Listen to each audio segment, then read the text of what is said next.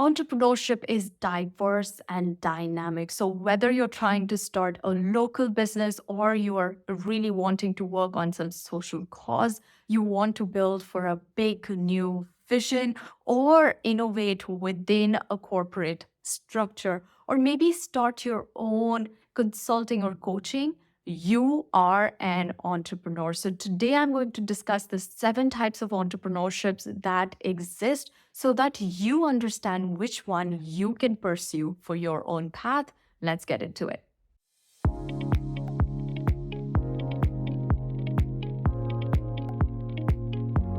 Hi, everyone. I'm Arjita Sethi, the founder of New Founder School, a virtual business school based out of Silicon Valley, where we're teaching one thing that business schools don't: how to start, build, and grow your business.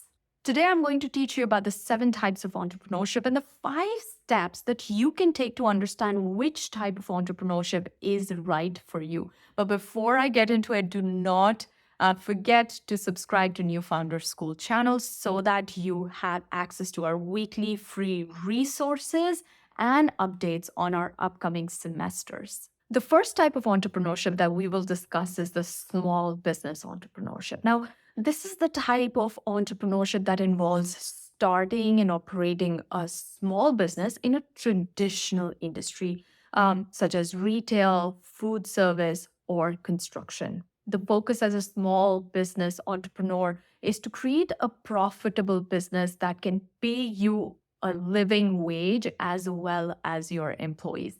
And a small business entrepreneurship is often driven with this desire to be your own boss and, stick to your values and mission. An example of a small business entrepreneurship can include like a local mom and pop shop, or maybe a boutique, an online clothing place where you are going to go ahead and directly interact with customers. It could also mean a small legal or accounting firm. The second type of entrepreneurship is social entrepreneurship. Here, if you are driven by societal or environmental issues and you want to create a business or a nonprofit organization around it, that's what you should pursue. As a social entrepreneur, you're building innovative business models that is going to generate revenue, yes, but at the same time, you're going to stick to the mission and the social values that you wanted to build a solution for. When you are a social entrepreneur, you could be working towards issues like environment crisis, climate change,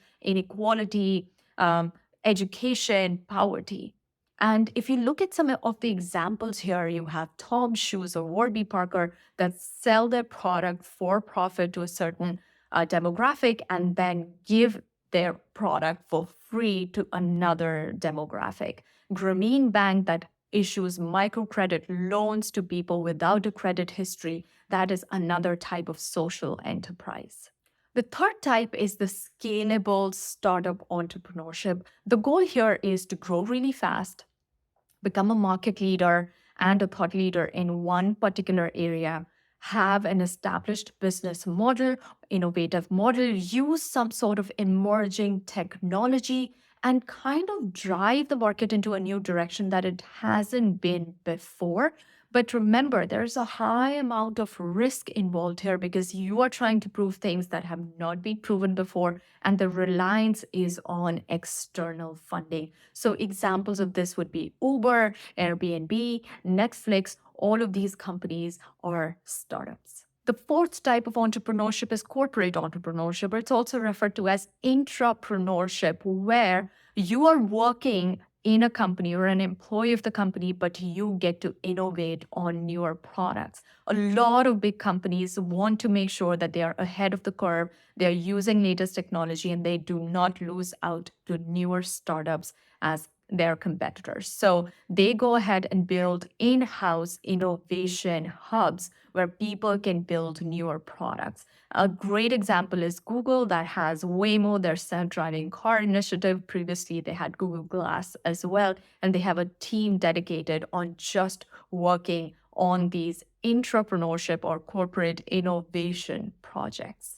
The fifth type of entrepreneurship is the lifestyle entrepreneurship, or also the creative entrepreneurship. These are people who are driven by their passions, by their interests. They start this whole idea based on a hobby that's they found something very, very interesting in, and they could start and build a business around that. Think of a food blogger, think of a creator online, think of somebody who loves fashion and wants to share it with you. This is the new emerging entrepreneurship that has become a common stage, especially given the advent of social media, blogging sites, and all the no code platforms. The sixth type of entrepreneurship is consulting entrepreneurship. Now, if you are somebody who wants to advise or guide a business or an organization towards a specific goal, let's say a product launch, let's talk about building their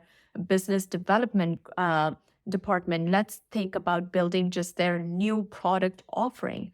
This is what a consulting business helps other organizations or businesses with. Some of the biggest consulting firms that you all must have heard are McKinsey, Deloitte. These are the people that are helping other existing companies, corporations, businesses continue their innovation and growth strategy.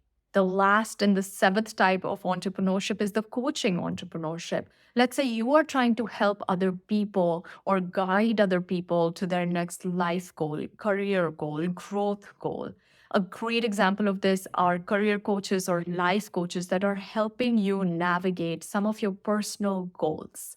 Now that you know the seven types of entrepreneurship, how do you figure out which one is the right one for you? So let's get into the 5 steps for you to figure out which entrepreneurship you should pursue. And step number 1 is to understand and notice your own passions and interests. What are you driven by? Do you want to build a big vision? Are you a creative person? Do you want to guide other people?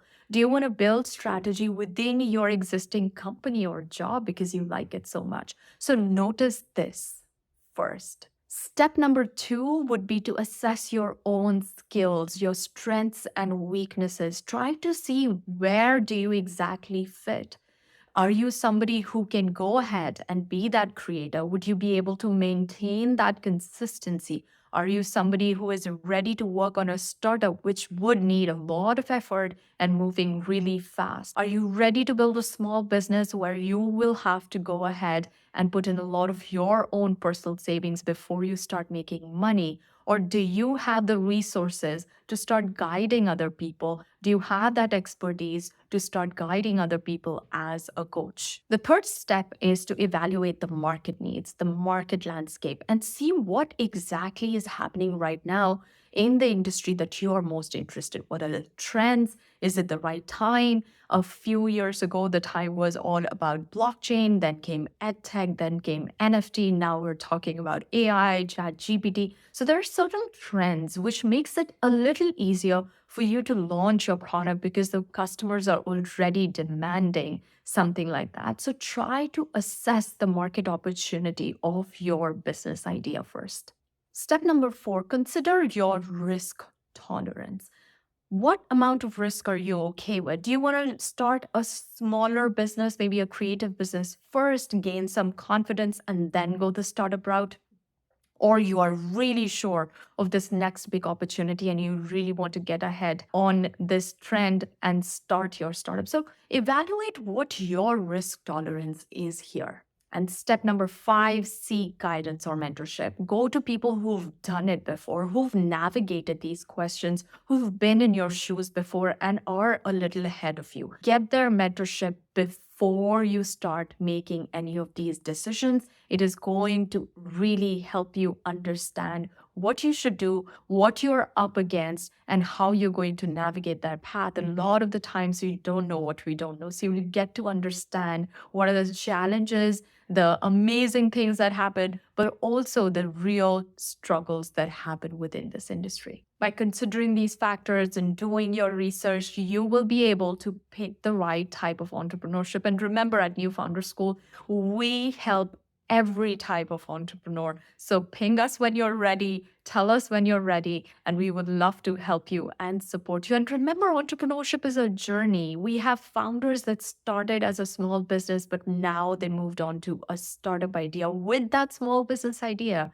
Some of them started as just a coach and now have become creators and going on to help hundreds of thousands of people all over the world. So make sure you understand that this is a flexible, resilient, and a fluid state of journey that is called entrepreneurship. Our next semester starts April 5th. So go on to the description of this video below and don't forget to enroll. I cannot wait to welcome you inside New Founder School and get started with building and growing your idea.